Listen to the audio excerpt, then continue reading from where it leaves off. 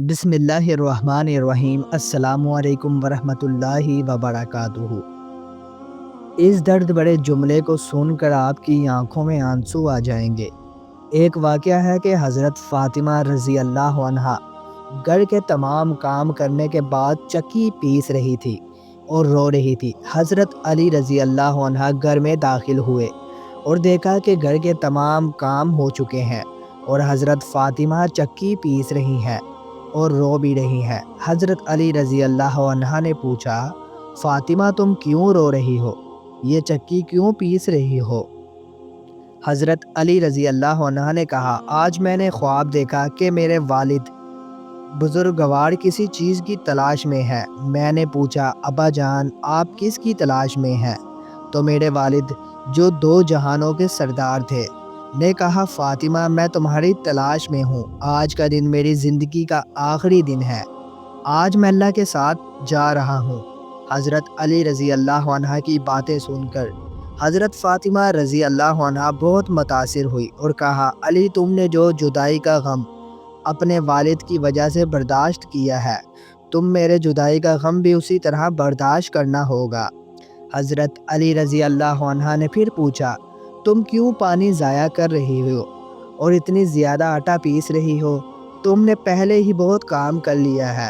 حضرت فاطمہ رضی اللہ عنہ روتے ہوئے کہنے لگی، اے میرے محبوب تمہیں بھی اپنے حقوق ادا کرنے ہیں، تمہیں اپنے بچوں کے حقوق ادا کرنے ہیں۔ میں پانی اس لیے ضائع کر رہی ہوں تاکہ میں اپنے بچوں کو خود نہلا سکوں۔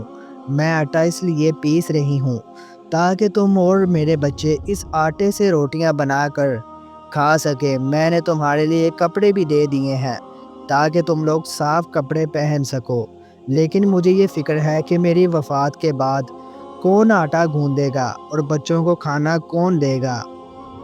حضرت علی رضی اللہ عنہ حضرت فاطمہ رضی اللہ عنہ کو سمجھانے کی کوشش کرتے ہیں اور انہیں اس کام سے روکتے ہیں، لیکن حضرت فاطمہ کی طبیعت خراب ہونے لگتی ہے اور انہیں بخار آ جاتا ہے۔ حضرت علی رضی اللہ عنہ روتے ہیں اور حضرت فاطمہ بھی روتی ہے۔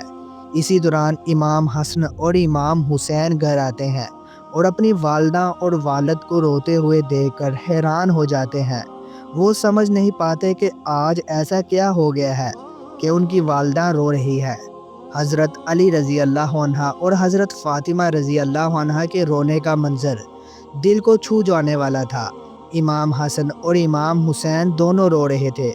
حضرت فاطمہ نے امام حسن اور امام حسین سے کہا، بیٹا تم اپنے دادا نبی اکرم صلی اللہ علیہ وآلہ وسلم کی قبر پر جاؤ اور وہاں بیٹھ کر ان کی زیارت کرو، کیونکہ آج کے بعد تم اپنی والدہ کو نہیں دیکھ سکو گے۔ امام حسن اور امام حسین فوراً جا کر نبی اکرم صلی اللہ علیہ وآلہ وسلم کی قبر پر بیٹھ گئے اور ان کے دلوں میں شدید غم تھا۔ جب انہوں نے یہ سنا کہ آج کے بعد تم اپنی والدہ کو نہیں دیکھ سکو گے تو وہ فوراً گھر واپس آ گئے اور اپنی والدہ کی حالت دیکھ کر اور روتے ہوئے حضرت علی رضی اللہ عنہ کے پاس آئے۔ حضرت فاطمہ نے حضرت علی کو 3 باتیں کہی۔ نمبر 1، اگر میں نے کبھی تمہارے ساتھ بدسلوکی کی ہو یا تمہاری کسی بات کی نافرمانی کی ہو تو مجھے معاف کرنا۔ نمبر 2، میرے بعد تم میرے بچوں کو ویسی ہی محبت دینا جیسے میں نے ان سے محبت کی۔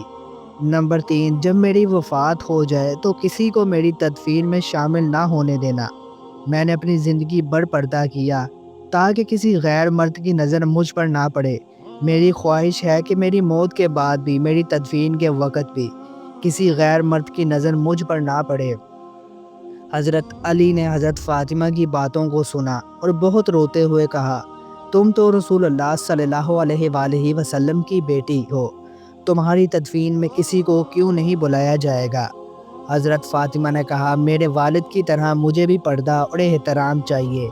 جب شام ہوئی اور اندھیرا چھا گیا، حضرت علی رضی اللہ عنہ حضرت فاطمہ رضی اللہ عنہ کا جنازہ تیار کیا۔ حضرت علی اور امام حسن و امام حسین حضرت فاطمہ کے جنازے کو اٹھا کر قبر کی طرف لے گئے۔ وہاں حضرت ابو غفاری رضی اللہ عنہ بھی پہنچے اور حضرت علی سے کہا، آج آپ کی زوجہ رسول اللہ صلی اللہ علیہ وسلم کی بیٹی کا جنازہ ہے، آپ اس جنازے کو اٹھائیں۔ حضرت علی اور امام حسن و امام حسین حضرت فاطمہ کا جنازہ لے کر قبر کی طرف گئے۔ قبر کے پاس پہنچنے پر حضرت علی نے حضرت فاطمہ کی قبر کو دیکھتے ہوئے کہا، آج میں اپنی بیوی کو دفن کر رہا ہوں، میری آنکھوں سے آنسو بہہ رہے ہیں اور میرے دل میں درد ہے۔ حضرت ابو ذر غفاری نے جنازے کے پاس آ کر کہا، کیا تم جانتے ہو یہ جنازہ کس کا ہے؟ یہ وہ جنازہ ہے جس کے بارے میں امام حسن اور امام حسین کہتے ہیں کہ یہ ہماری والدہ کا جنازہ ہے۔ جب حضرت فاطمہ کا جنازہ دفن کیا گیا، حضرت علی اور امام حسن و امام حسین وہاں بیٹھ کر روتے رہے اور حضرت علی نے کہا، یہ وہ اہل بیت ہے جو جنت کے رہائشی ہیں اور ہم وہ لوگ ہیں جو ان کے احکام کی پیروی کرتے ہیں۔ دعا ہے اللہ ہمیں اپنی زندگی میں عمل کرنے کی توفیق دے اور ہمیں سیدھی راہ پر چلائے، آمین ثم آمین۔